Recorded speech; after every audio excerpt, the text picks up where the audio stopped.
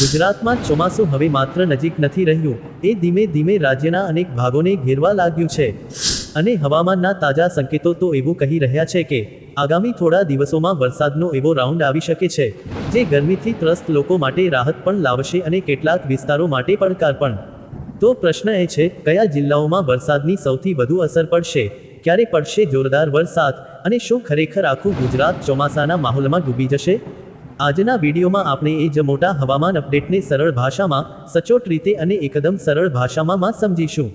નમસ્કાર મિત્રો, સ્વાગત છે તમારું આપણા આજના ખાસ હવામાન અપડેટમાં. છેલ્લા કેટલાક દિવસોથી જે રાહ જોવાઈ રહી હતી, તે હવે ધીમે ધીમે પૂરી થતી દેખાઈ રહી છે. ચોમાસું ગુજરાત તરફ આગળ વધી રહ્યું છે અને હવામાન વિભાગના તાજા સંકેતો મુજબ આગામી દિવસોમાં રાજ્યના અનેક વિસ્તારોમાં વરસાદી માહોલ વધુ મજબૂત બનવાની શક્યતા છે. આ સમાચાર માત્ર વરસાદના નથી, પરંતુ બદલાતી મોસમ, ખેડૂતોની આશા, શહેરોની તૈયારી અને લોકોની રોજિંદી જિંદગી સાથે જોડાયેલા છે. કારણ કે ચોમાસું આવે ત્યારે માત્ર આકાશ જ નથી બદલાતું, જીવનની ગતિ પણ બદલાઈ જાય છે. ક્યાંક વાદળછાયું વાતાવરણ, ક્યાંક ઝરમર વરસાદ, ક્યાંક જોરદાર વરસાદ અને ક્યાંક ગરમીથી થોડી રાહત, આ બધું એક જ સિસ્ટમનો ભાગ હોય છે. હાલના અપડેટ્સ મુજબ દક્ષિણ પશ્ચિમ ચોમાસું ગુજરાતના કેટલાક ભાગોમાં આગળ વધ્યું છે અને આગામી દિવસોમાં વધુ વિસ્તારોમાં તેની અસર દેખાવાની શક્યતા છે. તેનો સીધો અર્થ એ છે કે વરસાદી સિસ્ટમ હવે વધુ સક્રિય થઈ રહી છે અને રાજ્યના ઘણા ભાગોમાં મેઘમહેર વધતી જોવા મળી શકે છે. હવે સૌથી પહેલો પ્રશ્ન એ છે કે હાલ ચોમાસાની સ્થિતિ શું છે? તાજા હવામાન અપડેટ મુજબ ગુજરાતના કેટલાક વિસ્તારોમાં ચોમાસાની પ્રગતિ શરૂ થઈ ચૂકી છે અને આવનારા દિવસોમાં વધુ ભાગોમાં તેનો પ્રભાવ દેખાઈ શકે છે. તેનો અર્થ એ નથી કે રાજ્યના દરેક જિલ્લામાં એકસાથે જોરદાર વરસાદ શરૂ થઈ જશે, પરંતુ હા, વરસાદી માહોલ હવે ઝડપથી મજબૂત થતો જોવા મળી શકે છે. આ જ કારણે લોકોની નજર હવે ખાસ કરીને દક્ષિણ ગુજરાત, સૌરાષ્ટ્ર અને મધ્ય ગુજરાતના કેટલાક વિસ્તારો પર છે. કારણ કે જ્યારે ચોમાસું રાજ્યમાં પ્રવેશ કરે છે, ત્યારે તેની અસર દરેક જગ્યાએ એકસરખી નથી હોતી. ક્યાંક ધીમો વરસાદ પડે છે, ક્યાંક વાદળછાયું વાતાવરણ રહે છે, તો ક્યાંક એક જ રાઉન્ડમાં ભારે વરસાદ વરસી શકે છે. એટલે આ વખતે પણ હવામાનની ગતિ પર સતત નજર રાખવી જરૂરી છે. મિત્રો, ગયા કેટલાક દિવસોમાં રાજ્યના ઘણા ભાગોમાં ગરમીનો પ્રકોપ ઘણો વધુ રહ્યો હતો. કેટલાક શહેરોમાં તાપમાન સતત ઊંચું નોંધાતું હતું અને લોકોને રાહતની રાહ હતી. હવે ચોમાસાની ગતિવિધિ વધતા એ રાહત ધીમે ધીમે મળવાની શક્યતા દેખાઈ રહી છે. વાદળો ઘેરાવા લાગ્યા છે, પવનમાં ભેજ વધતો જાય છે, અને આ બધા સંકેતો બતાવે છે કે મોસમ બદલાવના તબક્કામાં છે. હવામાન નિષ્ણાતોના સંકેતો મુજબ ચોમાસાની આગળવાની માટે હાલમાં સ્થિતિ અનુકૂળ છે. એટલે કે વાતાવરણમાં એવા ફેરફારો થઈ રહ્યા છે, જે વરસાદી સિસ્ટમને વધુ આગળ ધપાવી શકે છે. ખાસ કરીને સમુદ્રી ભેજ, પવનની દિશા અને વાદળોની રચના જેવા પરિબળો વરસાદ માટે મદદરૂપ બની રહ્યા છે. આ કારણે આગામી થોડા દિવસોમાં ગુજરાતના વધુ વિસ્તારોમાં વરસાદી સક્રિયતા વધવાની શક્યતા છે. હવે વાત કરીએ કે આનો સૌથી મોટો ફાયદો કોને થશે. સૌથી પહેલા તો ખેડૂતોને. ગુજરાતમાં ખેડૂતો માટે ચોમાસું બહુ જ મહત્વનું હોય છે, કારણ કે ખરીફ પાકની શરૂઆત ઘણી વખત વરસાદ પર આધારિત હોય છે. જો વરસાદ સમયસર આવે તો વાવણીની તૈયારી સારી થઈ શકે છે.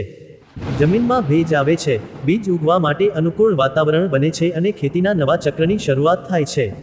પરંતુ અહીં એક વાત ખાસ યાદ રાખવી જોઈએ. વરસાદ જેટલો ફાયદાકારક હોય છે, એટલી જ સાવચેતી પણ જરૂરી છે. જો વરસાદ ખૂબ જ અચાનક અને વધુ પ્રમાણમાં પડે, તો નીચાણવાળા વિસ્તારોમાં પાણી ભરાવાની સમસ્યા થઈ શકે છે. ખેતરોમાં પણ જો પાણી વધારે ભરાઈ જાય, તો શરૂઆતની પાક વૃદ્ધિ પર અસર પડી શકે છે. એટલે ચોમાસાની રાહ જોવી સારી, પણ સાથે હવામાનની અપડેટ્સ પર નજર રાખવી પણ તેટલી જ જરૂરી છે. શહેરોની વાત કરીએ તો ત્યાં ચોમાસાનો આનંદ અને પડકાર બંને સાથે આવે છે. અમદાવાદ, વડોદરા, રાજકોટ, સુરત જેવા શહેરોમાં વરસાદ પડતા જ ઘણા લોકોને ગરમીથી રાહત મળે છે. પરંતુ એ જ સમયે ટ્રાફિક, રસ્તાઓ પર પાણી અને રોજિંદી અવરજવરમાં તકલીફ પણ વધી શકે છે. એટલે શહેરોમાં રહેતા લોકો માટે આ સમય દરમિયાન થોડી તૈયારી બહુ કામની રહે છે. જો તમારે બહાર નીકળવું હોય તો છત્રી, રેઇનકોટ અને વોટરપ્રૂફ બેગ સાથે રાખવી સારી. વાહન ચલાવતા હો તો પાણી ભરાયેલા રસ્તાઓથી બચવું. ખાસ કરીને જ્યારે ભારે વરસાદની આગાહી હોય, ત્યારે મુસાફરી થોડી ટાળવી વધુ સમજદારીભર્યું રહે છે. આવી નાની સાવચેતીઓ મોટી મુશ્કેલીઓથી બચાવી શકે છે. હવે ઘણા દર્શકોનો પ્રશ્ન હશે કે શું આખું ગુજરાત એક સાથે વરસાદથી ઘેરાઈ જશે? તો તેનો જવાબ થોડો સંતુલિત છે. હવામાનના અપડેટ મુજબ રાજ્યના અનેક ભાગોમાં વરસાદી માહોલ વધુ મજબૂત બની શકે છે, પરંતુ અસર દરેક જિલ્લામાં અલગ અલગ રહેવાની શક્યતા છે. ક્યાંક ભારે વરસાદ, ક્યાંક મધ્યમ વરસાદ, તો ક્યાંક માત્ર વાદળછાયું વાતાવરણ જોવા મળી શકે છે. એટલે આખું ગુજરાત એકસાથે ઘમરોળાશે એવી ભાષા કરતાં ગુજરાતના અનેક વિસ્તારોમાં વરસાદી માહોલ વધુ મજબૂત બનશે એવી ભાષા વધારે સાચી અને વિશ્વસનીય ગણાય. આપણા ગુજરાતમાં ચોમાસું માત્ર હવામાનનો વિષય નથી, એ લોકોની લાગણીઓ સાથે જોડાયેલો સમય છે. ખેડૂતને આશા મળે છે, બાળકોને વરસાદમાં ભીંજાવાનો આનંદ મળે છે, ઘરમાં ચાની ચુસ્કીઓ સાથે વરસાદની વાતો શરૂ થાય છે અને શહેરોમાં લોકો પોતાના દિવસની યોજના વરસાદને ધ્યાનમાં રાખીને બનાવે છે. એટલે ચોમાસું આવે ત્યારે માત્ર આકાશ બદલાતું નથી, જીવનની ગતિ પણ બદલાય છે. આ વર્ષે પણ એવું જ જોવા મળી રહ્યું છે કે ગરમીમાંથી ધીમે ધીમે રાહત તરફ સફર શરૂ થઈ રહી છે. કેટલીક જગ્યાએ પહેલેથી જ હળવા વરસાદના દૃશ્યો જોવા મળ્યા છે, તો કેટલીક જગ્યાએ વાદળછાયું વાતાવરણ લોકોમાં ચોમાસાની આશા જગાવી રહ્યું છે. અને હવે તાજા સંકેતો મુજબ આગામી દિવસોમાં આ આશા વધુ મજબૂત બની શકે છે.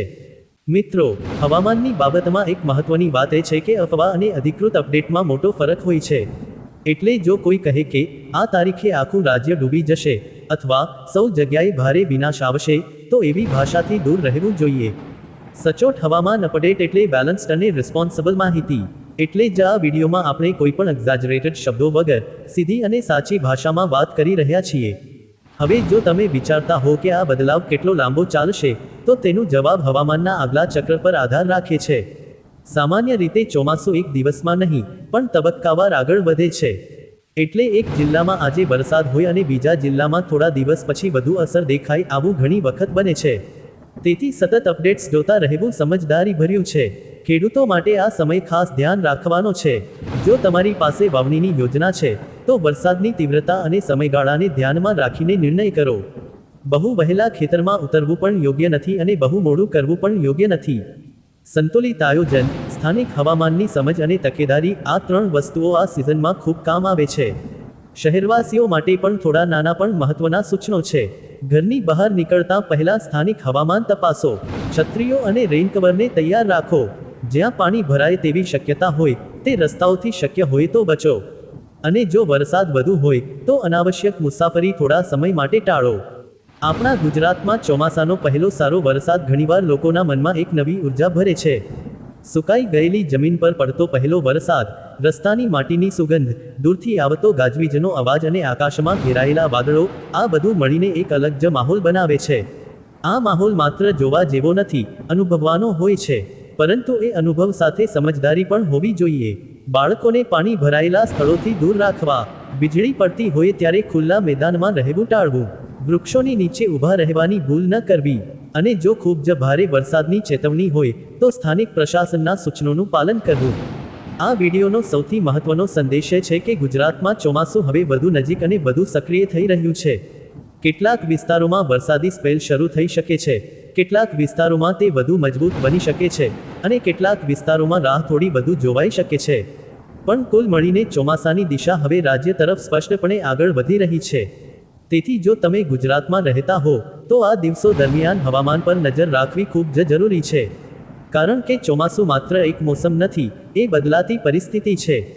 આજે વાદળછાયું, કાલે ઝરમર વરસાદ અને પછી ક્યારેક જોરદાર વરસાદ, આ બધું એક જ સિસ્ટમનો ભાગ હોય છે. અંતમાં એટલું જ કહેવું છે કે વરસાદ આવવો આનંદની વાત છે, પણ તૈયારી સાથે આવકારવો વધુ સમજદારીભર્યો રસ્તો છે.